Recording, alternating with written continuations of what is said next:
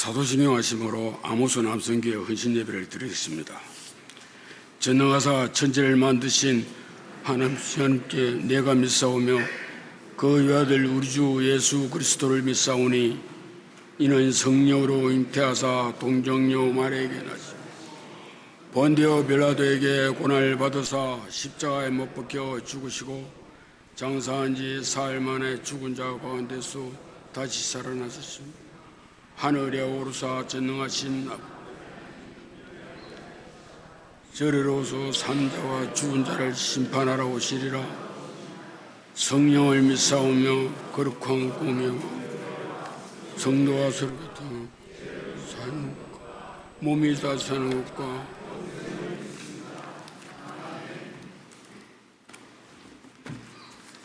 찬송가 500장 찬송하시겠습니다.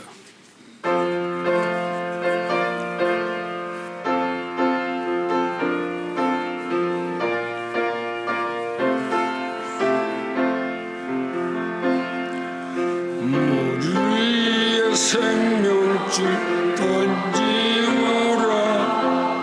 누가 저 영재를 구원하랴.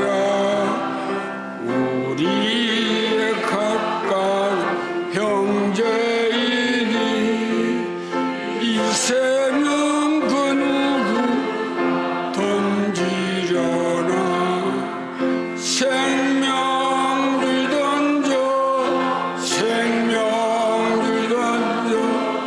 물속에 빠져간다. 생명을 던져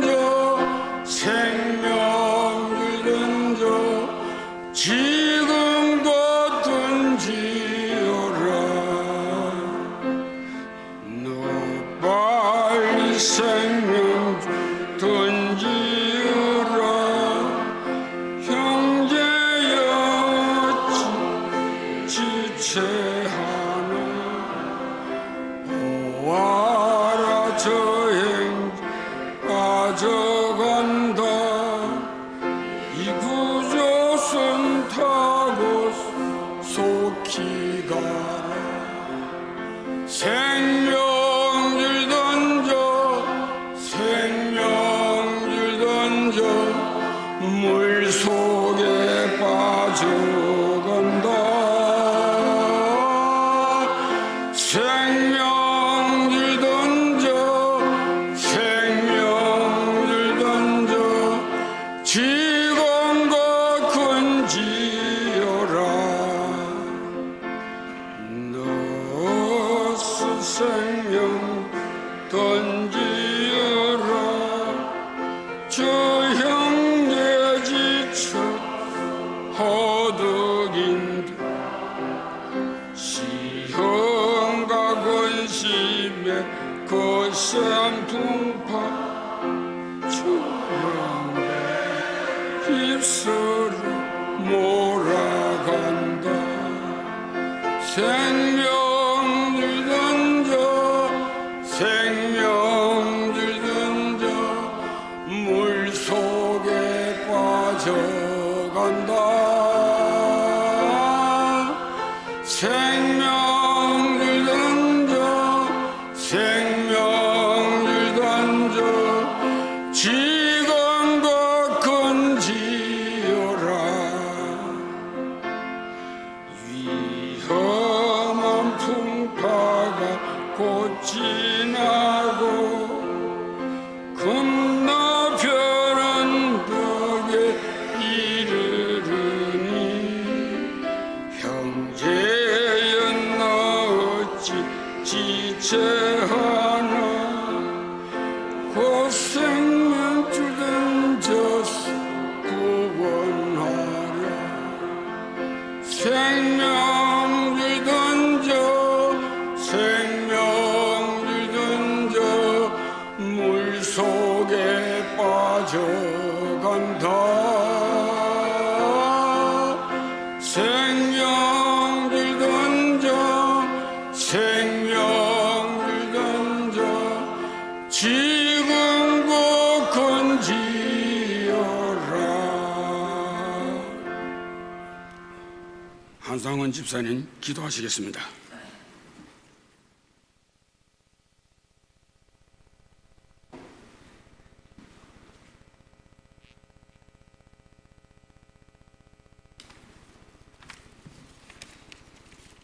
기도하시겠습니다.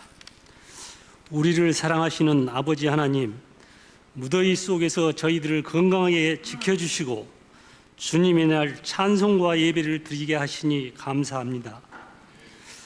아모스 남선교회 주관 헌신 예배를 드리게 하심을 감사를 드립니다. 지난 일을 되돌아보며 저희들의 잘못을 회개합니다. 하나님께 기도를 게을리하였으며 하나님을 원망할 때도 많았습니다. 저희 죄를 용서하여 주시옵소서.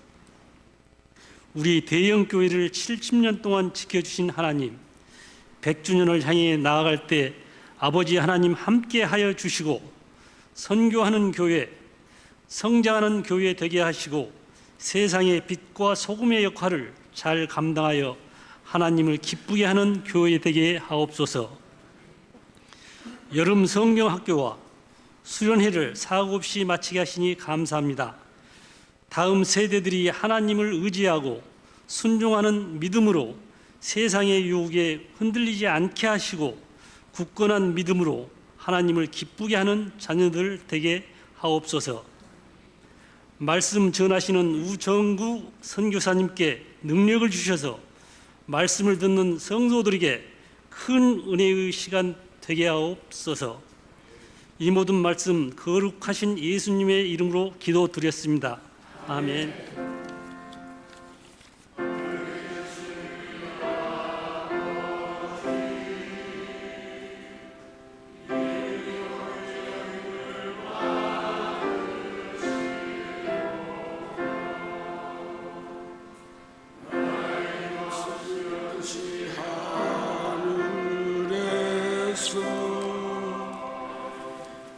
이룬 것 같이 당시도 이루어지다.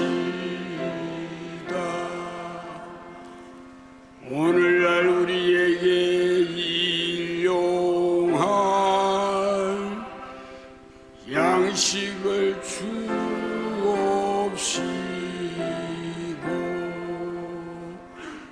우리가 우리에게 죄 지은 자를 사하여 준 것 같이 우리 죄를 사하여 주옵시고 우리를 시험에 들게 하지 마옵시고 다만 악에서 구하옵소서. 대개의 나라와 근세와 영광이 아버지께 영원히 있사옵나이다. 아멘.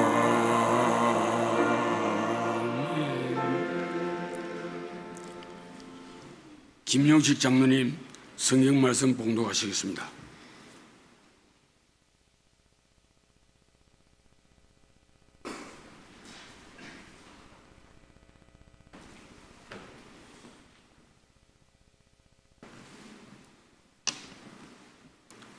오늘 우리에게 주신 말씀 마가복음 2장 5절에서 7절까지입니다. 신약성경 55페이지 쪽에 있습니다. 다 찾으신 줄 알고 제가 봉독하겠습니다. 예수께서 그들의 믿음을 보시고 중풍병자에게 이르시되 작은 자야 내 죄사함을 받았느니라 하시니 어떤 서기관들이 거기 앉아서 마음에 생각하기를 이 사람이 어찌 이렇게 말하는가 신성모독이로다 오직 하나님 한 분 외에는 누가 능히 죄를 사하겠느냐. 아멘.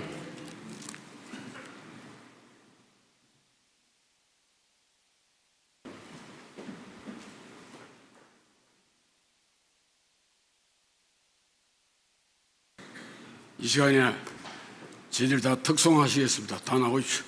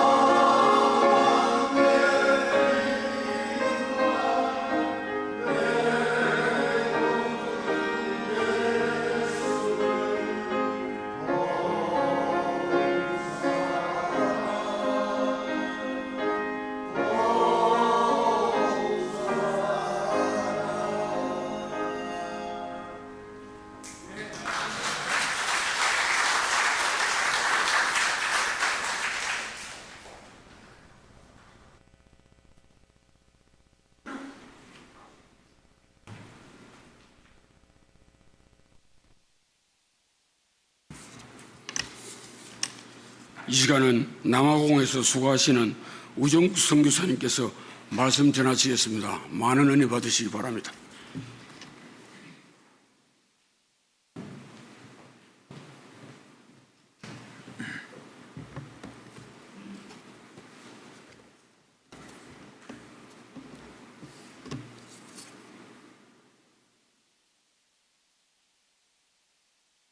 여러분 반갑습니다.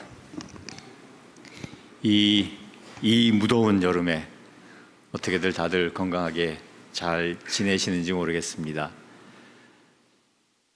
교회를 오면서 딱 도착하니까 우리 부목사님께서 저를 마중을 나오셨더라고요. 그래서 이런저런 오면서 이제 잡담을 좀 나눴는데 아프리카가 더 덥죠 그러시더라고요. 그래서 제가 사실대로 말씀을 드렸습니다. 아니요, 아프리카가 더 시원합니다. 더워도 이렇게 더운 여름은 제가 처음인 것 같아요. 그래서 지난번 한번 대구를 내려갔는데 그날이 한 40도가 됐던 것 같더라고요. 그래서 설교를 하면서 여러분들 이렇게 열렬히 도착하자마자 저를 환영해 주셔서 고맙다고 그랬더니만 교인들이 다 웃으시더라고요. 사실 남아공 같은 경우, 그러니까 아프리카 대륙이 우리가 흔히 생각하기에는 굉장히 덥다고 생각을 하고 있는데 사실은 그렇지가 않아요.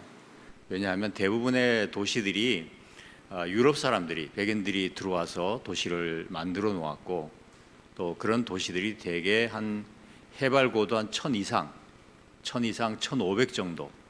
그러니까 뭐 쉽게 생각하시면 한라산 높이 정도의 그 정도 되는 그 지역에다가 도시들을 형성을 해놨기 때문에 상대적으로 굉장히 시원합니다. 그리고 또 한 가지는 건조해요. 건조해서 뭐 피부에 신경 쓰시는 분들은 아프리카 오면 아마 피부가 좀 상할 수 있을 겁니다. 건조하다 보니까 나무 밑에 들어가면은 사실은 바람이 선선하고 그 더위, 뜨거운 햇볕을 피할 만합니다. 그런데 여기 한국은 이 습도 때문에 어디를 가나 아무리 이 더위를 피하려고 해도 피할 방법이 없더라고요. 그래서 무척이나 힘들었습니다. 그리고 여러분 또 깜짝 놀라게 한 가지 더 말씀을 드리면은 제가 질문을 드려볼게요. 아프리카에 스키장이 있을까요? 없을까요? 뭐 굉장히 그 영리하신 분이네요. 이런 질문을 하는 거 보면 있으니까 있습니다.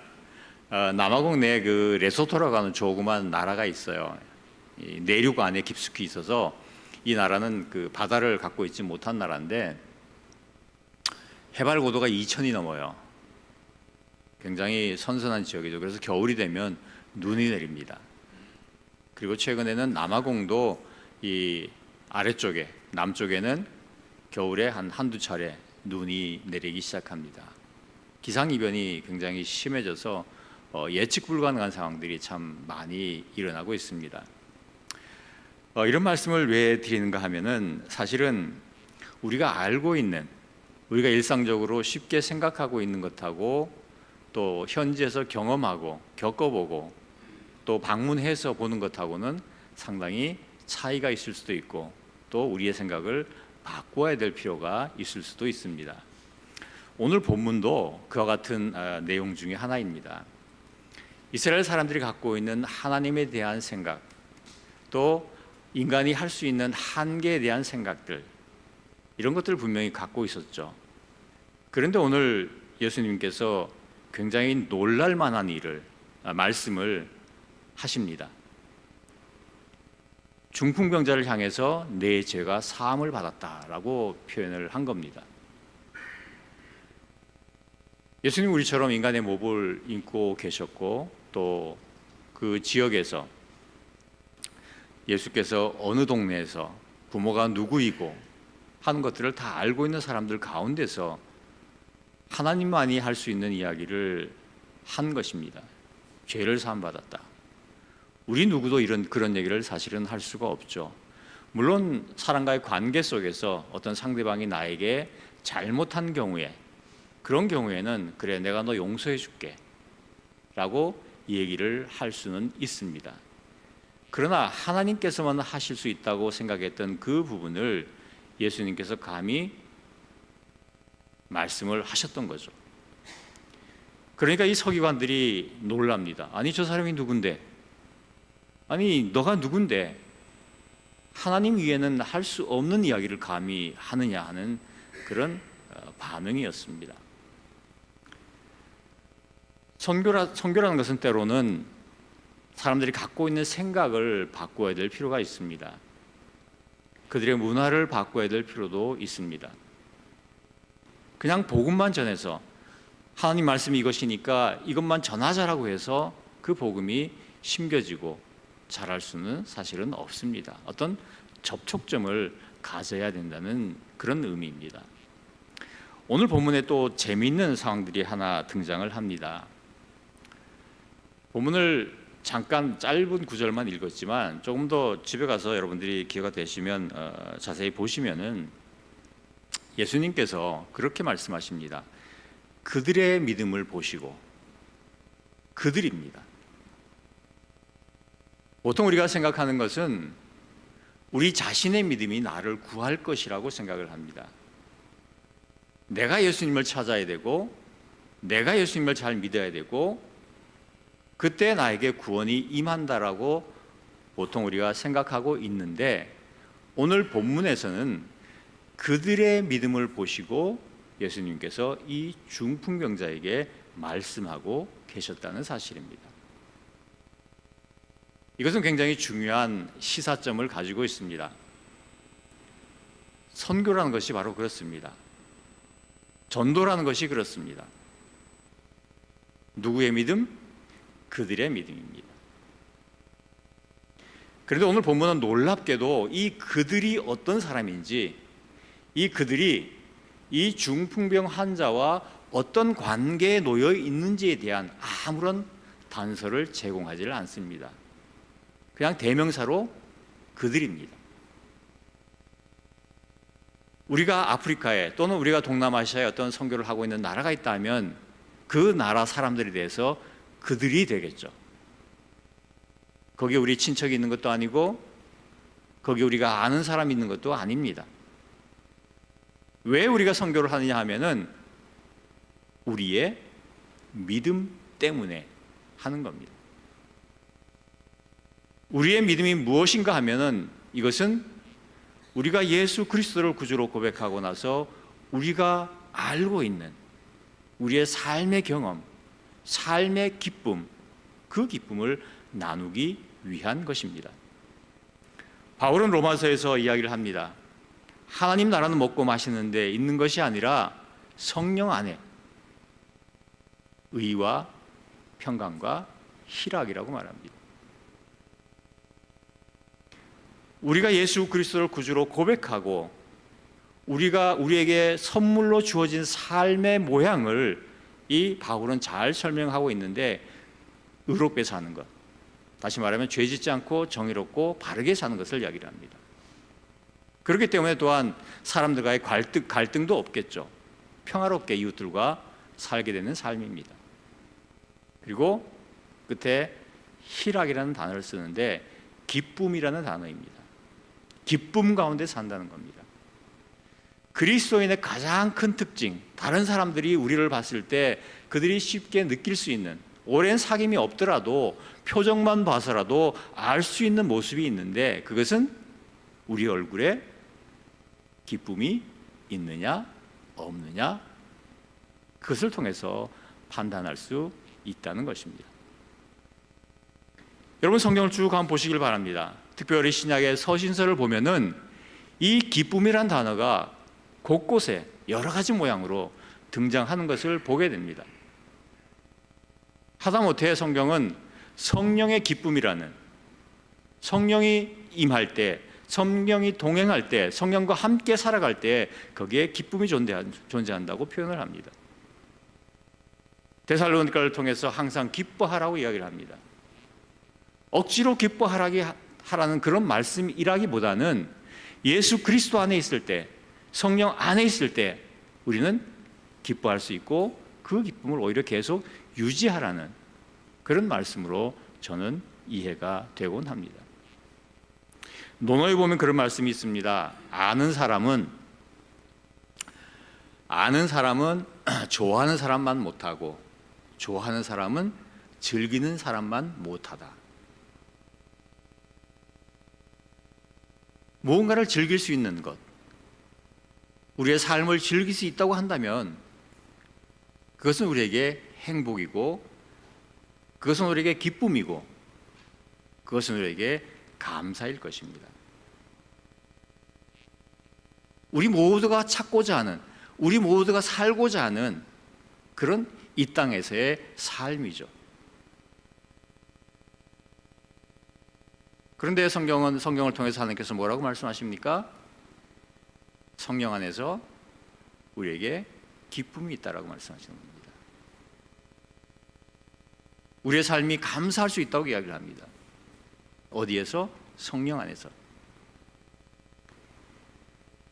바울의 모습을 보면 사실 많은 고난을 받았죠. 고린도후서 11장을 보면은 어떻게 보면은 그냥 바울은 고난 덩어리였습니다. 어디를 가나, 무엇을 하나 그에게는 고난이 그림자처럼 따라다녔습니다. 고린도서 11장에서는 아주 구체적으로 자기가 당한 이야기를, 여러 가지 상황들을 설명을 합니다.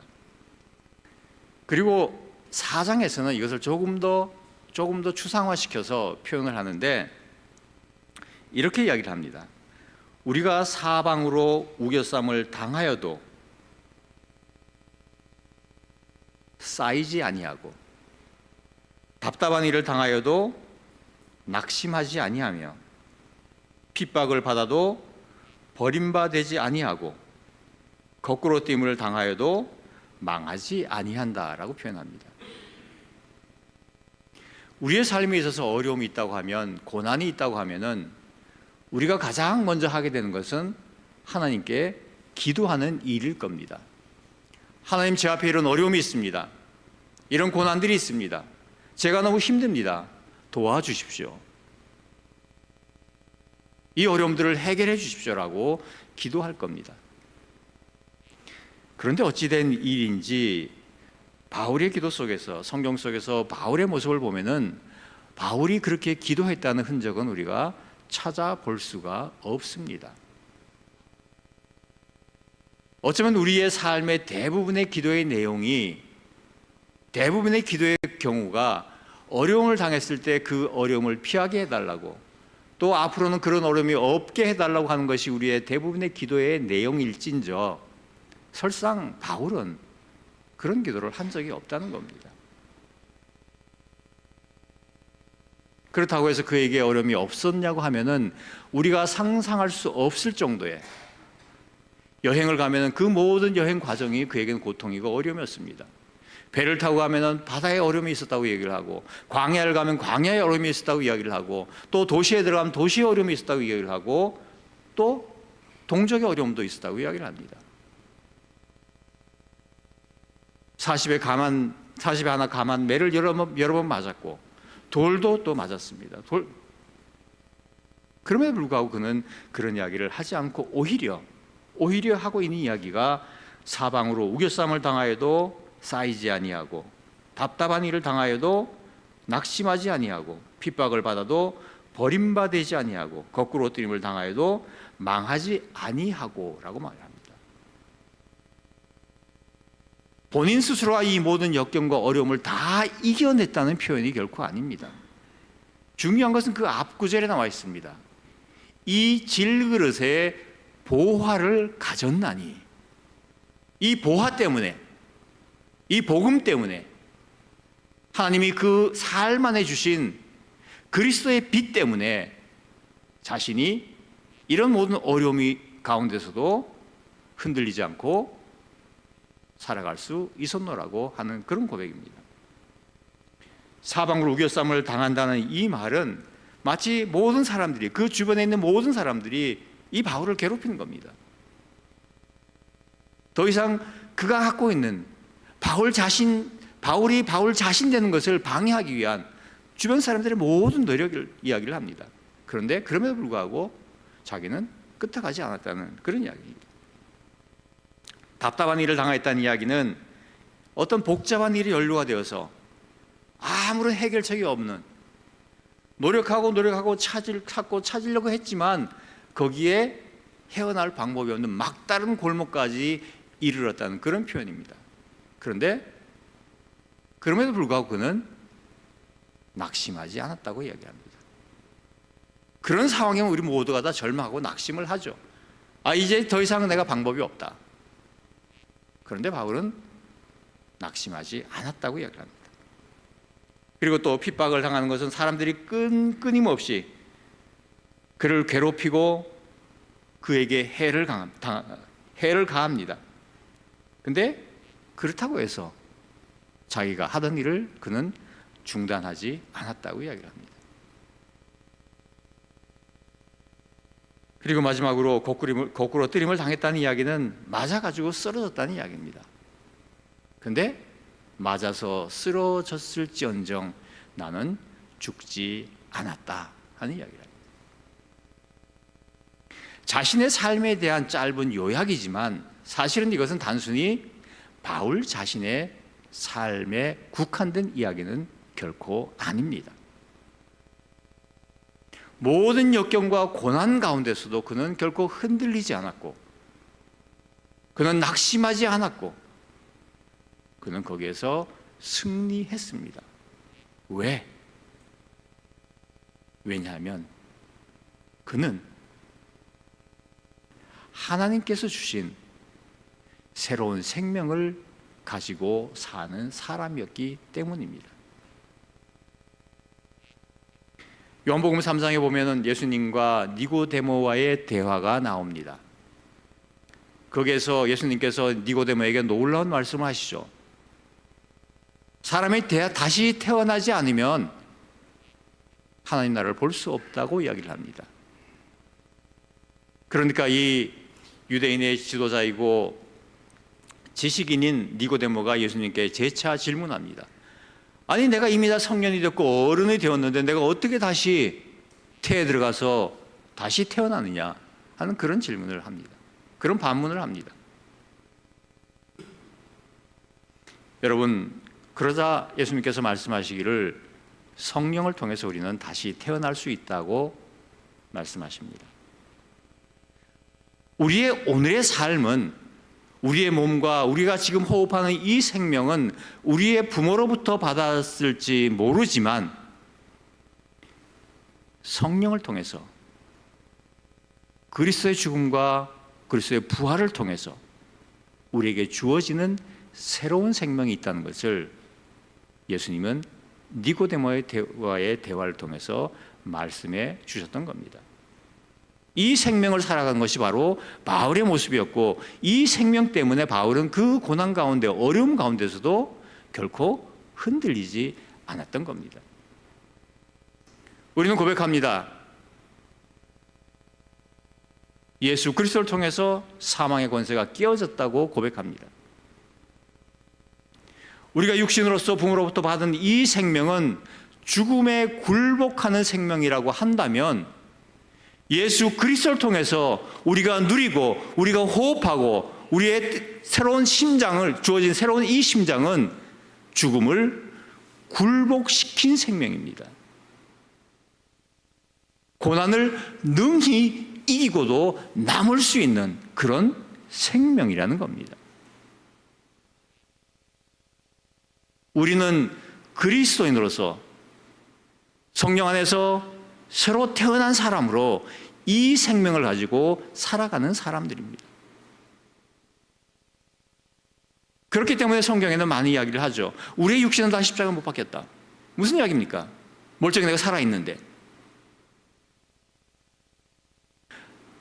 우리는 그리스도 안에서, 그리스도를 통해서 이루어진 이 죽음을 굴복시킨 생명 가운데 생명이 우리에게 주어졌고, 그 생명으로 살아간다는 그런 말씀입니다.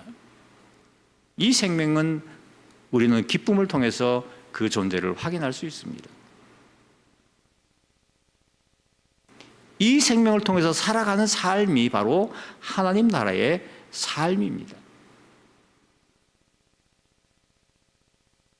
여러분, 또 한 가지 놀라운 이야기를, 이건 날씨가 아니고 사람에 대한 이야기입니다.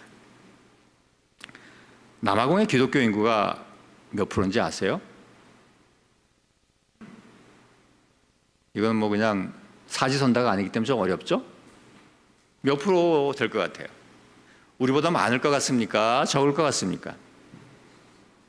적을 것 같아요? 잘 모르시네. 많습니다. 많아도 아주 많습니다.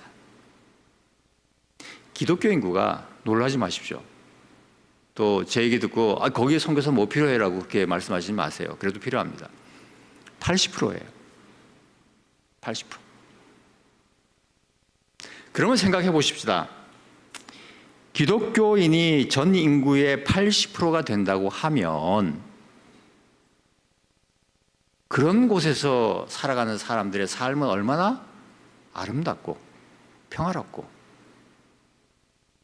그래야 되지 않을까요? 어떻게 생각하세요? 그런데 남아공은 전 세계에서 가장 범죄율이 높은 나라 중에 하나입니다. 그 반대예요. 성경을 보십시다. 성령의 9가지 열매가 있죠. 뭡니까? 다 좋은 것들이에요. 사랑이고 온유, 절제,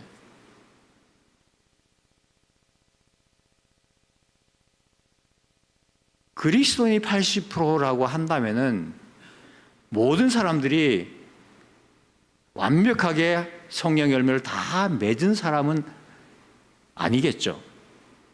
최소한 20-30%만 된다고 하더라도 그 사회는, 그 사람들의 삶은 다른 게 분명히 달라야 할 겁니다. 근데 다르긴 합니다만 좋지 않은 방향으로 달라요. 도대체 무엇이 문제겠습니까?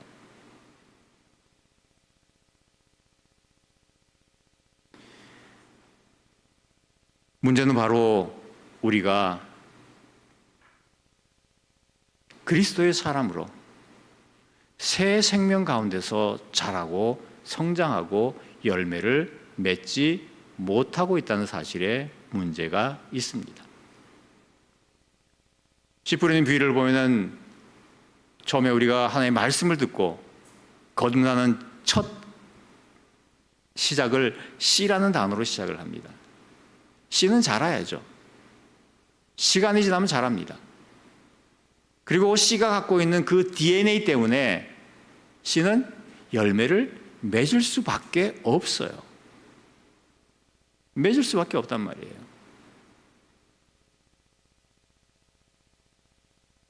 저는 그렇게 생각합니다.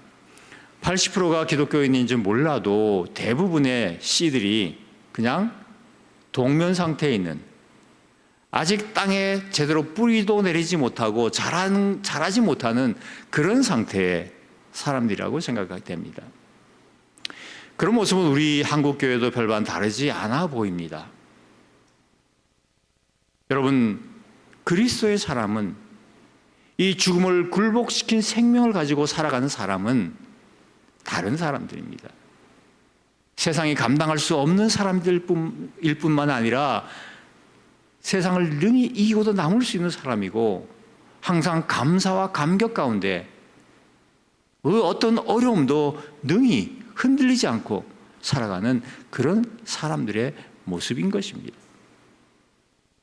여러분들 가운데 이 생명이 숨쉬고 이 생명의 심장이 여러분을 움직이고 여러분을 들썩이게 하고 있습니까? 아니면 하나님을 알고 성경에서 하고 있는 것을, 이야기하고 있는 것을 다 동의는 하지만 믿지 못하는 상태에 있는 그런 삶은 아닌지 우리 스스로가 돌아봐야 될 필요가 있습니다. 먼저 우리의 믿음이 든든해야 합니다. 우리의 믿음으로 인해서 선교는 시작이 되기 때문입니다. 우리의 믿음의 크기가 선교의 크기가 될 것이고, 우리의 믿음의 크기가 우리의 선교의 대상을 결정하게 될 것입니다. 오늘 이 사건은 가버나움이라는 도시에서 일어난 사건입니다. 가버나움은 예수님께서 세례 요한이 잡혀서 죽었다는 소식을 듣고 처음으로 그의 공생애를 시작한 도시가 가버나움입니다. 갈릴리 호수에 있는 어업을 주업으로 하고 있는 사람들이 살고 있던 도시였습니다. 인구는 한 그 당시에 15,000명 정도 되는 그런 도시였다고 합니다. 그런데 놀랍게도 이 가버나움에서 있는 많은 사람들은 예수님께서 많은 기적을 그곳에서 행하셨지만 예수를 믿고 예수께로 돌아오지 않는 사람들이 대부분이었습니다. 나중에 예수님께서 그 도시를 향해서 저주를 하게 되시는 그런 과정도 있죠. 그런데 생각해 봅시다. 어업이 주 산업인 이 도시에 중풍병 환자가 있습니다. 이 사람은 경제활동을 할 수가 없는 사람이죠. 어업이 주 산업인 상황에서 손발을 움직일 수 없는 그런 사람입니다. 어떻게 보면 필요 없는 사람이죠. 그런데 어떻게 했습니까? 그들이 이 사람을 예수께로 데리고 갑니다.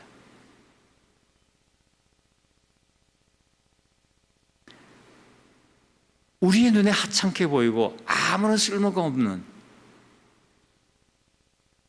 어쩌면은 서로 알고 관계를 갖고 서로 사귐을 나눌 생각도 할 필요가 없는 그런 연약하디 연약한 이 존재를 향해서 그들은 관심을 가진 겁니다. 이것이 바로 믿음의 사람의 마음이어야 합니다. 선교는 필요에 의해서 하는 것이 아니고 사랑에 의해서 시작이 됩니다. 그 사랑이 있기 때문에 아무런 도움이 되지 못하는 그 존재에게까지 사랑의 손길이 미치게 되고 그 사람을 예수께 데려오게 되는 그 사건이 일어나게 되는 것입니다. 가버나움에서 일어난 비슷한 사건이 또 하나 있습니다. 백부장의 하인이 중풍병에 걸렸다는 기사를 우리가 성경에서 마태복음에서 볼 수 있는데, 그 경우에도 보면 하인 자신의 믿음이 아닙니다. 백부장의 믿음이 하인을 살리는, 하인을 치료하는 그런 역사를 일으키게 된다는 것입니다. 우리가 여기서 보게 되는 믿음은 도움을 구하는 믿음입니다. 우리의 믿음이 저 이국 땅에 예수를 알지 못하는 사람들이 예수를 주로 고백하고 그들 삶에서, 그 어려운 삶에서 바울이 살아냈던 것 같은 그와 같은 삶을 살기를 바라고 기대하고, 세상이 아무리 흉흉하고 어렵고 힘들다고 할지라도 그 힘든 것에 휘몰아쳐서, 그 힘든 것에 파묻혀서 생기를 잃어버리고 슬픔 가운데 있는 것이 아니라, 그럼에도 불구하고 죽음을 굴복시킨 생명 가운데서 살아갈 수 있도록 기쁨과 감사로 우리를 세워주시고, 또 우리를 옆에서 도와주시고 인도해 주시는 성령 가운데 살아갈 수 있도록 그들에게 복음을 전하는 것이 바로 우리들의 믿음이고, 우리들의 구하는, 하나님께 간구하는 믿음이고, 그것이 선교를 하게 되는 동기고 출발이고 그렇다는 이야기입니다. 여러분, 한 가지 또 보면은 달란트의 비율을 우리가 잘 알고 있죠. 1달란트, 2달란트, 5달란트 주인이 종에게 나눠줍니다. 그런데 성경에 재밌는 표현이 있어요. 뭐라고 표현이 되어 있냐면은 종의 능력에 따라서 줬다고 얘기를 합니다. 5달란트 받은 종은 굉장히 뛰어난 종이죠. 그죠?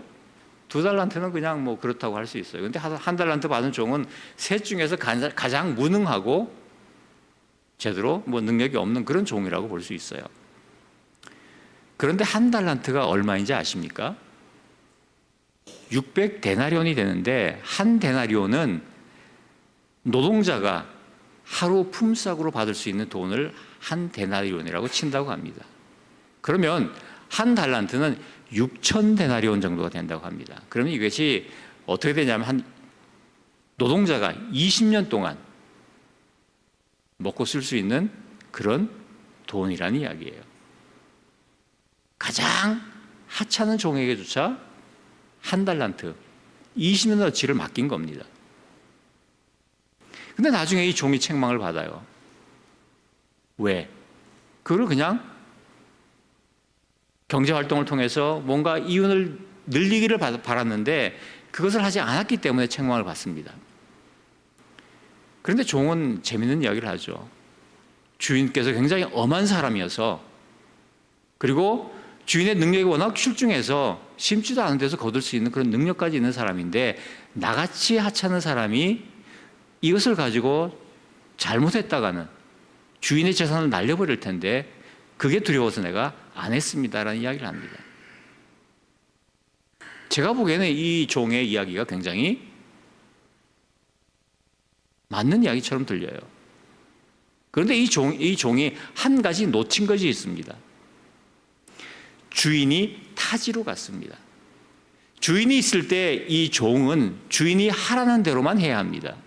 주인이 하라고 했는데 거기에 자기의 생각을 넣는다거나 자기의 생각을 통해서 다른 일을 한다면 그것은 제대로 된 종이 아니죠. 그런데 이제 주인이 다른 나라로 갔습니다. 다른 나라로 갔다는 것은 더 이상 주인의 영향권에 있지 않고 주인의 영향권을 벗어났다는 이야기입니다.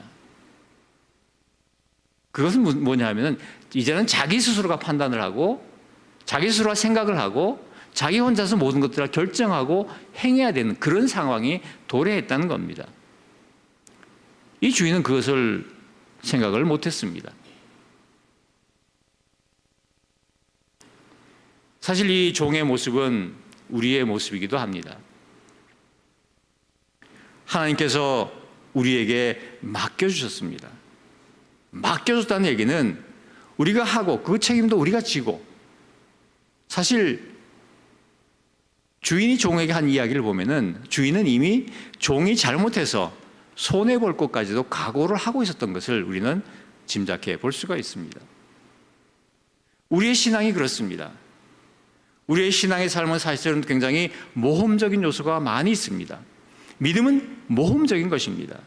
왜냐하면 보고 하는 것이 아니고 믿음으로 하기 때문에. 바울도 그런 얘기를 합니다. 우리는 보고 걷는 것이 아니라 믿음으로 걷는다고 이야기를 합니다. 믿음은 때로는 거친 모습이 있습니다. 오늘 우리의 믿음의 모습은 어디에 있습니까?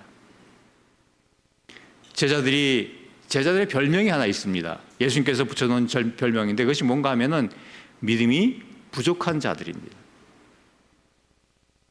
제자들은 예수님 누군지 알고 있었어요. 완벽하게는 몰랐다고 하더라도 어렴풋이나마 알고 있었습니다. 그럼에도 불구하고 그들은 예수님께서 만족할 만한 그런 믿음을 보여주지 못했습니다. 그러니까 때로 종종 믿음이 부족한 자라고, 적은 믿음을 갖고 있는 사람이라고 책망을 받기도 합니다.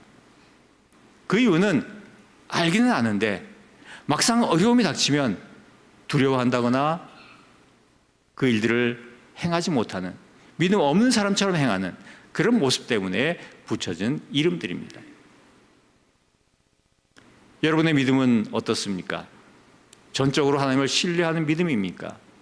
아니면 예수 그리스도를 알지만 아는 것에 그치고 그 나머지 모든 일은 내가 주체가 되어서, 내가 주인이 되어서 내가 모든 것을 하고 있는 그런 믿음은 아닙니까?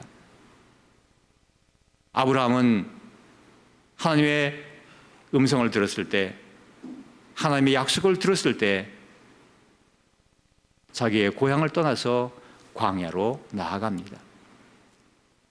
앞으로 자기 자신에게 어떤 일이 펼쳐질지 알지 못하는 상황에서 갈대아 우르를 떠나게 되었던 겁니다. 따지고 보면 갈대아 우르는 그 당시에 그 지역에서 굉장히 번성한 도시였습니다. 그 도시의 안락한 삶을 버리고 하나님이 말씀하셨던 그 약속 때문에 그냥 광야로 나아갔던 겁니다. 믿음은 단지 두뇌작용이 아닙니다. 믿음은 하나님께서 주신 말씀을 그냥 믿는 것에 그치지 않습니다. 그것은 우리를 움직이게 합니다.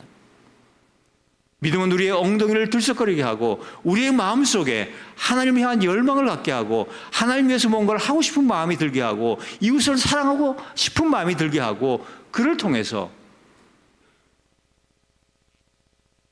우리가 잘하는 경험을 하게 합니다.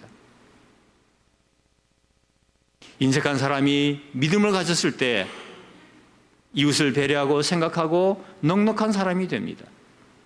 자기 자신만이 알고 있는 그런 사람이 믿음을 가졌을 때 이웃이 눈에 들어오고 그들의 아픔과 고통과 그들의 고민들이 눈에 들어오고 그들을 돕게 됩니다. 오늘 본문에 나오는 그들이 바로 그와 같은 사람들이었던 겁니다.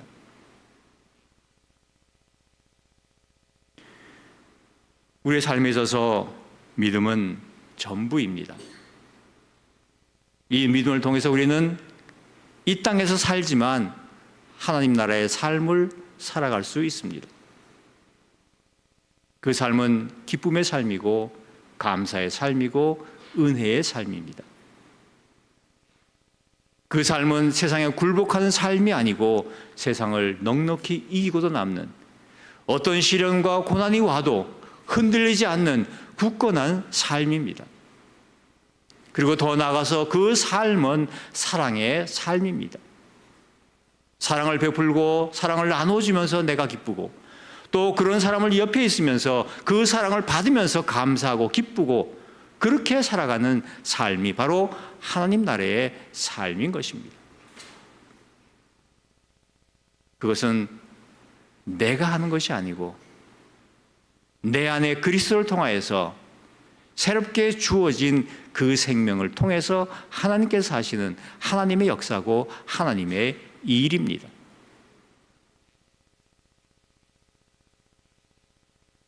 오늘 아모스 남성교회 헌신예배로 함께 드리고 또한 선교에 대한 이야기를 간간히 말씀을 드렸습니다.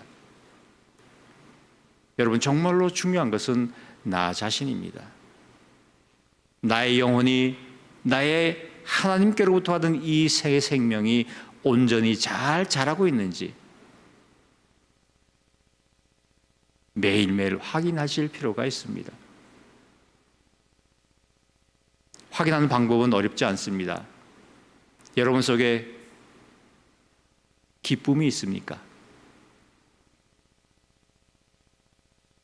주변에 무엇인가가 잘 되어서 주는 그런 기쁨이 아니라 모든 것들이 다 엉망이고 모든 것들이 다 잘못되고 제대로 된 것 하나도 없다고 하더라도 내 안에 있는 기쁨, 그것이 바로 참 기쁨이고 하나님께서 성령을 통해서 주시는 기쁨입니다. 영원한 생명을 가지고 있다는 것, 그것보다 더 기쁜 일이 어디에 있겠습니까? 세상을 창조하시고 나를 사랑하는 그 하나님이 나와 함께 하시고 나를 도우시고 나를 지키신다고 하는데 그것보다 더 큰 기쁨이 어디에 있습니까?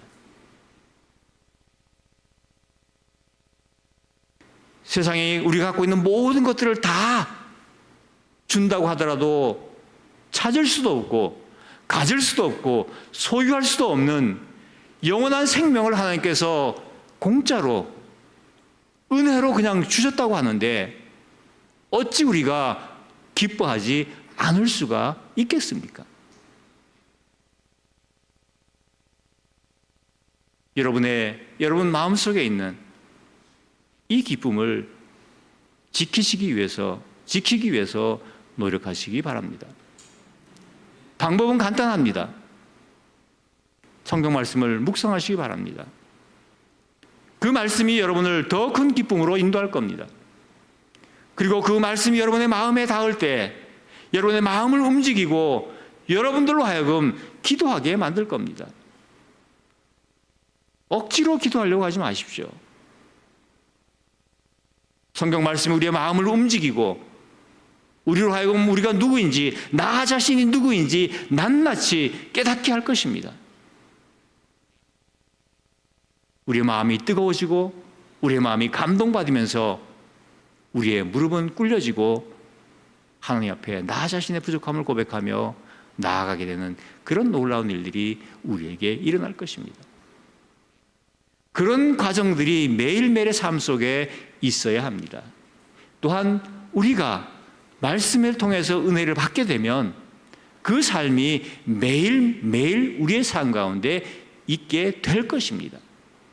내가 억지로 하려고 해서 있는 것이 아니라 말씀이 나로 하여금 그렇게 만들기 때문에 가능한 이야기입니다. 예수님께서 말씀하시잖아요. 내 짐은 가볍다고 말씀하십니다. 내 멍에는 쉽다고 말씀하십니다. 내 의지로, 내 노력으로 하는 것은 신앙생활이 아닙니다. 성령께서 나와 함께 임마누엘 하셔서 나를 감동시키시고 나로 하여금 자발적인 마음을 주시고 할 수 있도록 나를 부추기시고 하지 않으면은 나로 하여금 의기소침하게 만드는 그런 과정을 통해서 하나님은 우리를 하나님 나라로 생명의 낙원으로 인도하시고 그 속에서 살게 하시는 것입니다. 지금 여러분의 새 생명은 자라고 있습니까? 어느 정도 열매를 맺고 있습니까? 바울이 데살로니가 교회에 편지를 쓸 때는 그가 데살로니가 교회를 방문하고 2년이 지난 다음에 썼다고 합니다. 그런데 그 2년이라는 짧은 시간 동안에 데살로니가 교회는 아름다운 사람들이, 하나님의 사람들이 많이 있었습니다. 우리가 지금 얼마나 오랫동안 교회에 다니고 있습니까? 10년? 20년? 30년? 여전히 씨의 상태로 머물고 있는 것은 아닙니까? 여러분의 새 생명은 자라서 이제는 청소년기를 지나서 성인이 되고 많은 열매를 맺어야 될 때가 되지는 않았습니까? 여러분 자신을 냉철하게 돌아보시길 바랍니다. 때로 씨는 2000년이 지나도 생명을 가진 채 그대로 존재할 수 있다고 합니다. 하나님께서 우리에게 주신 이 새로운 생명이 씨 상태로 하나님의 능력을 경험하고 알기는 알았지만 자라지 못하는 상태에서 여전히 있는 것은 아닌지, 그렇다고 하면 하나님께 도움을 구하시길 바랍니다. 하나님의 나라 속에서 하나님이 약속하신 의와 화평과 희락 가운데 우리의 삶을 약속하셨고 그 속에서 살아갈 수 있도록 예비하셨고 살아가게 해달라고, 그 약속 가운데 있게 해달라고 기도하고 그런 기쁨과 감사의 삶을 살아가는 오늘 대형교회 모든 성도들 되시기를 간절히 바랍니다. 같이 기도하겠습니다. 하나님, 우리가 여기에 있습니다. 하나님께서 불러주셨기 때문입니다. 당신의 아들을 값진 피를 통하여서 우리에게 새 생명을 주시고 우리에게 새로운 삶이 있음을 보여주셨고 또 그 새로운 삶을 성령님을 통하여서 그의 도우심과 인도하심을 통해서 우리를 이끌고 계신 것을 저희들이 압니다.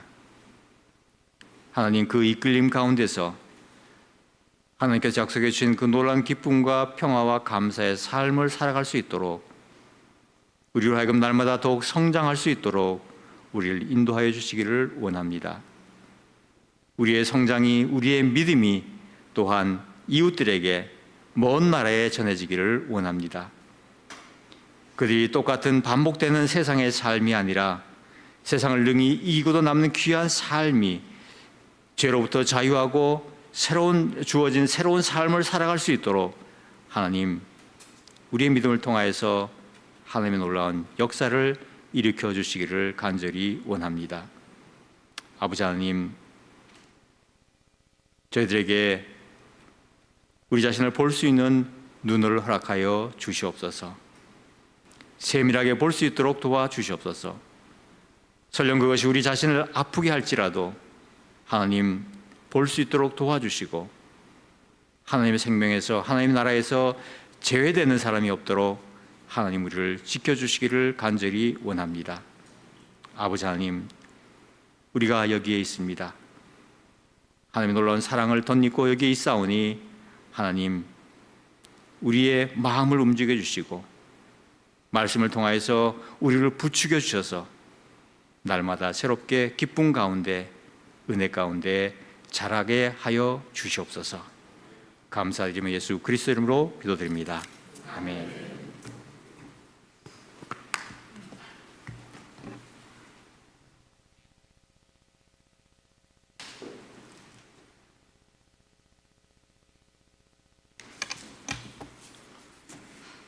497장 찬양하겠습니다.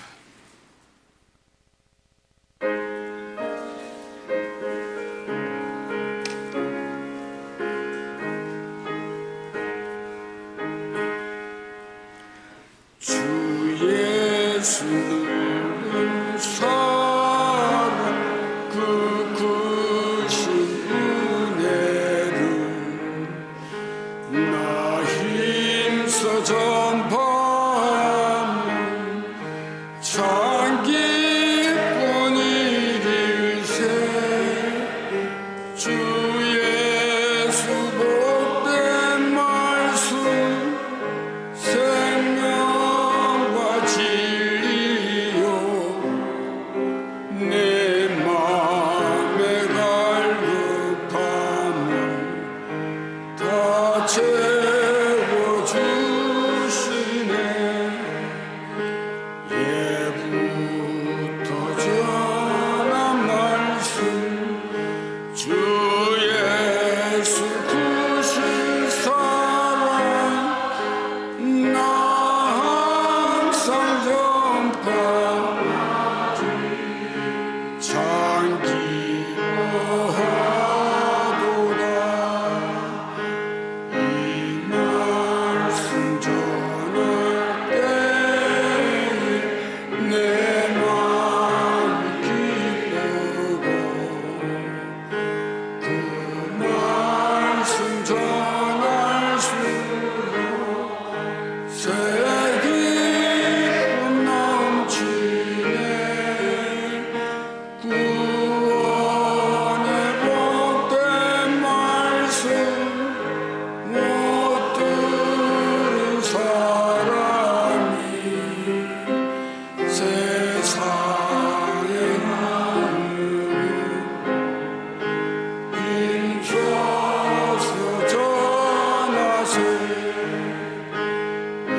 예부터 전한 말씀 주 예수 크신 사랑 나 항상 전파하기 참 기뻐하도다.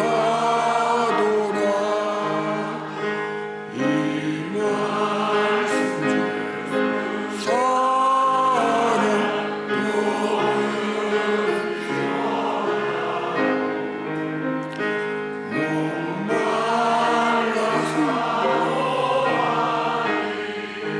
그 말씀 진리라.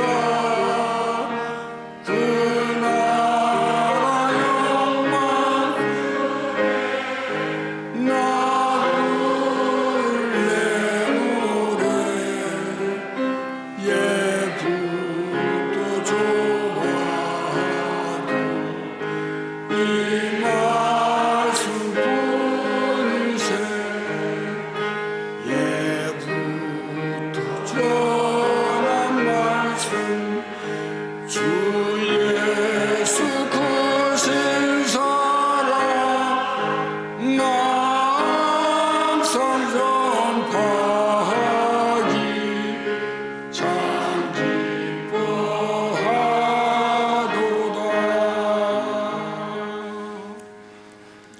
김서열 집사님 헌금기도 하시겠습니다.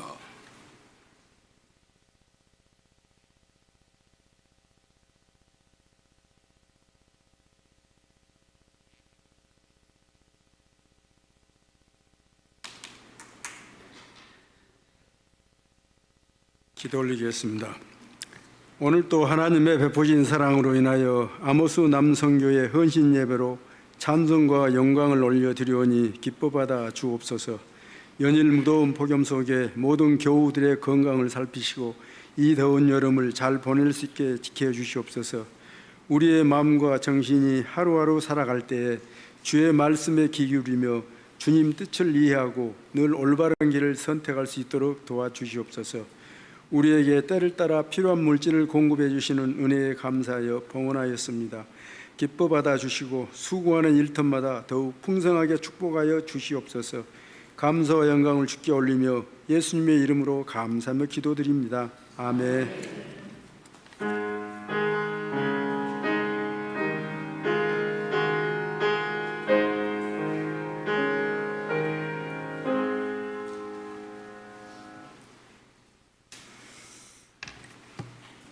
목사님 축도하심으로 아모스 남성교회 헌신 예배를 마치겠습니다.